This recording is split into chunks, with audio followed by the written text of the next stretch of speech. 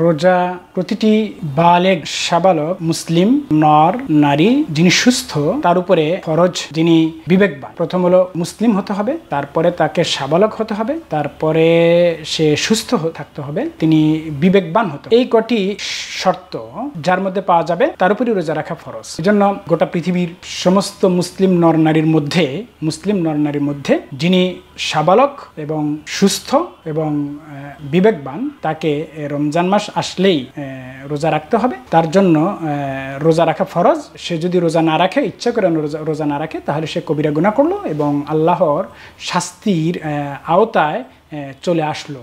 এর অর্থ হলো যদি কোনো ব্যক্তি এই সাবালক না হয়, যেমন নাবালেক ছেলে মেয়ে, তার জন্য রোজা রাখা ফরজ না। অথবা সাবালক কিন্তু সেই ছেলে এবং মেয়ে নারী পুরুষ অসুস্থ, এত বেশি অসুস্থ যে সে রোজা রাখতে অক্ষম, তাহলে সাবালক হওয়ার পরেও তার উপরে রমজান মাসে রোজা রাখা ফরজ না। এরকম ভাবে তৃতীয়ত হলো যে সাবালক নারী পুরুষ কিন্তু সে বিবেকবান নয়, অর্থাৎ সে পাগল, তার মস্তিষ্ক ঠিক নেই, সে পাগল। তাহলে সাবালক হওয়ার পরেও বিবেকবান না হওয়ার কারণে, মস্তিষ্ক সুস্থ না থাকার কারণে, বুদ্ধি না থাকার কারণে তার উপরেও রোজা রাখা ফরজ না। এমনিভাবে যদি মুসাফির হয়, মুসাফির হলেও তার উপরে রোজা রাখা ফরজ না, পরবর্তীতে সে রাখতে পারবে। তো এজন্য আকেল, বালেগ, তারপরে সুস্থ মুকিম ব্যক্তির উপরে রোজা রাখাটা ফরজ।